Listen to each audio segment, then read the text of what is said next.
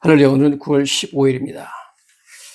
페르시아의 다리우스 왕은 다니엘을 살려주려고 백방을 노력했지만 그럴 수가 없어서 무지한 줄 알면서 다니엘에게 사형 선고를 내리고 사자굴에 던졌습니다. 빌라도도 마찬가지죠. 예수님에 대해서도 빌라도가 똑같은 일을 하는 것을 보게 됩니다.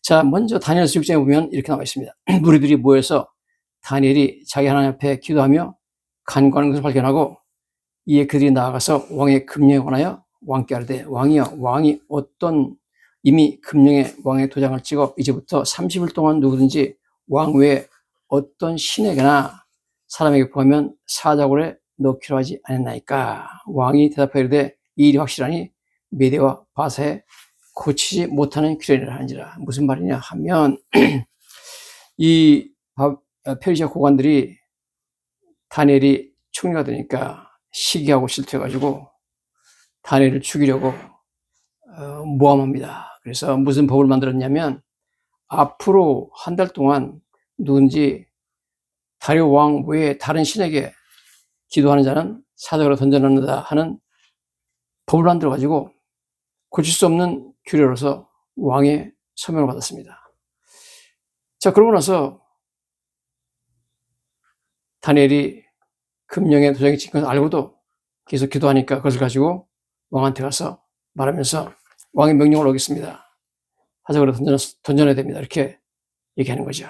그 얘기를 듣고 나서 다리오 왕이 굉장히 고민합니다. 성경 보면 왕이 이 말을 듣고 그런 말미암아 심히 근심하여 다니엘을 구원하려고 마음을 쓰며 그를 건져내려고 힘을 다하여 해가 질 때 이르렀더라.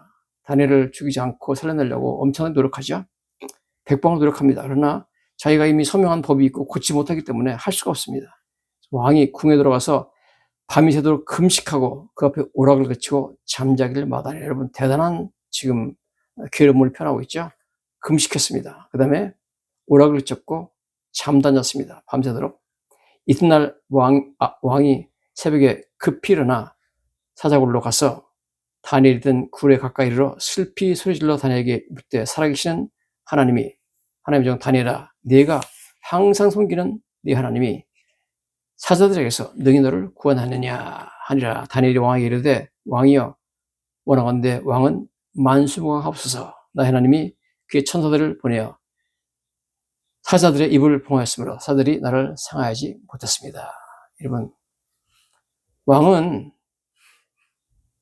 다니엘이 죽었으리라 생각했지만 너무 궁금해서 새벽에 일찍 가서 무덤에서 사자굴 속을 들어보면서 다니엘아, 네가 섬기는 하나님이 너를 능히 구원하셨느냐 물어봤습니다. 놀랍게도 그 무덤에서, 그 사자굴에서 다니엘의 목소리가 들립니다. 왕이여, 만수무강하옵소서. 하나님 천사를 보내가지고 사자들의 입을 다 막았다. 나는 살아있다. 그렇게 말하고 있습니다. 여러분, 똑같이 나중에 보면 이 사건이 있은 후 600년 이후에 예수님께서 십자가 달릴 때도 똑같은 얘기가 나옵니다. 빌라도도 예수님이 무지한 줄 알았기에 예수님을 석방하려고 최선을 다해 노력했습니다. 그러나 예수님을 살려내지 못하죠. 대제국 페르시아 황제도, 대제국 로마의 총독도 능력에 한계가 있습니다. 그들도 인간이었기에 할 수 없는 일이 있었습니다. 그러나 하나님은 전능하시기에 그분이 행하지 못한 일은 없습니다. 창세기 18장 14절에 여호와께 능치 못한 일이 있겠느냐 이렇게 말씀하십니다. 자, 누가복음 23장에 보면 빌라도가 어떻게 예수님을 살려내려고 노력하는지 나오죠. 빌라도는 예수를 놓고자 하여 다시 그들에게 말하되 그들은 소리질러 그를 십자가에 못 박게 하소서, 십자가에 못 박게 하소서 하는지라. 빌라도가 세 번째 말하되 이 사람이 무슨 악한 일을 하느냐, 나는 그에서 죽일 죄를 찾지 못하였으니 때려서 놓으리라. 아니, 죄도 없는데 어떻게 내가 죽이느냐, 그냥 때려가지고 피투성이 되게 만들 테니까 그걸로 그냥 이 사람 풀어주자. 근데 사람들이 반대하죠. 그들이 큰 소리로 재촉하여 십자가에 못 박기를 구하니 그 소리로 이겼다. 그렇게 나오고 있습니다. 두 번째로 빌라도가 예수님을 살려내려고 또 다른 얘기를 합니다. 원래 명절이 되면 죄수한 사람을 도와주는 전례가 있습니다. 그때 유명한 살인 강도를 저지른 바라바라는 유명한 죄수였습니다. 성경에 이렇게 나와 있죠. 마태복음 17장에 그들이 모였을 때 빌라도가 물어 이르되 너희는 내가 누구를 너에게 놓아주기를 원하느냐, 바라바냐, 그리스도라는 예수냐. 빌라도는 당연히 그들이 예수님은 풀어주고 바라바는 죽여라 그렇게 할 줄 알았습니다. 그런데 놀랍게도 군중들이 말하기를 바라바를 놓아주고 예수님은 십자가에 못 박으라 합니다. 빌라도가 이르되 어찌미냐 무슨 악한 일을 했느냐. 그들이 더욱 소리질러 이르되 십자가에 못 박게 하겠나이다. 도대체 죄가 없는데 왜 십자가에 못 박느냐라니까 무조건 십자가에 못 박으라는 겁니다. 빌라도가 아무 성과 없이 도리어 밀란이 나려는 것을 보고 물을 가져다가 무리 앞에서 손을 씻으며 이르되 이 사람의 피에 대해서 나는 무죄하니라 그렇게 했습니다. 다리오 왕이 다니엘을 구해낼 수가 없어서 애태웠고 괴로워하던 그 모습은 빌라도가 예수님을 구원내려고 애태우는 모습을 미리 보여주는 그림이었습니다. 정확하게 똑같습니다. 네 번째로 볼 수 있는 것은 다니엘의 뼈는 사자굴에서 사자들에 의해서 꺾여지지 않았습니다. 유월절 어린 양의 뼈도 꺾이지 않았고 십자가에서 예수님의 뼈도 꺾이지 않았습니다. 다니엘을 참수했던 고관들과 그 가족들은 몸이 사자굴에 던져져서 뼈가 다 부서뜨려졌습니다. 그러나 다니엘의 몸은 사자굴에서 나올 때 전혀 상한 곳이 없었습니다. 다니엘서 6장 24절에 왕이 말하여 다니엘을 참선 사람들을 끌어오게 하고 그들을 그들의 처자들과 함께 사자굴에 던져 넣게 했더니 그들이 굴 바닥에 닿기도 전에 사자들이 곧 그들을 움켜서 그 뼈까지 부서뜨렸더라. 고관들의 가족들은 모두 다 그냥 사자들이 뼈를 다 부서뜨려서 먹었다는 거죠. 그러나 다니엘은 몸에 상처 하나 없이 사자굴에서 나옵니다. 다니엘서 6장 23절이죠.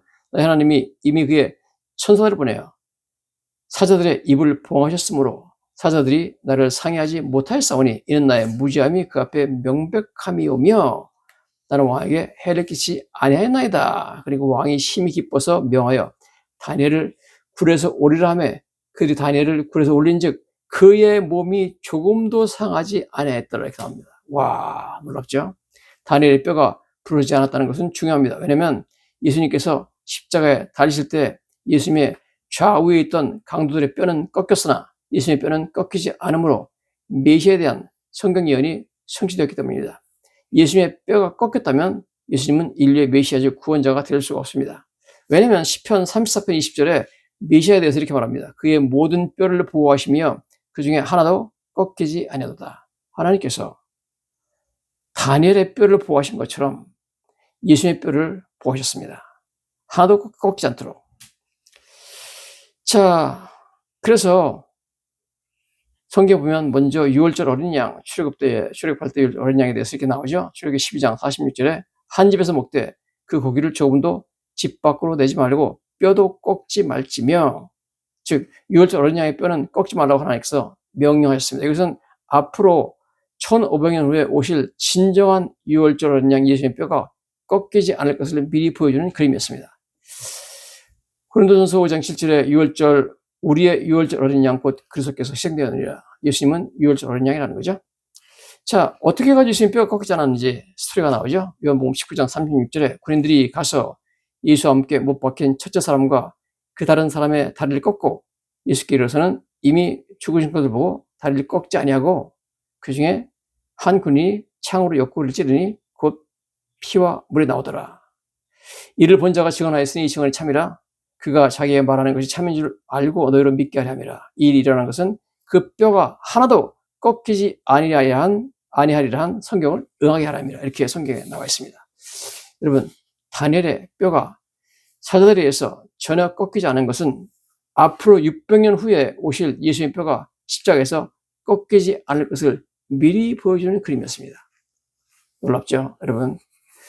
십자가에서 죄수들이 매달려 있는데 그때가 명절이기 때문에 명절 동안에는 아무리 극형에 처한 죄수들도 나무에 달린 채로 놓아두지 않습니다. 그래서 빨리 죽이려고 가서 예수님 양옆에 있는 그 죄수들의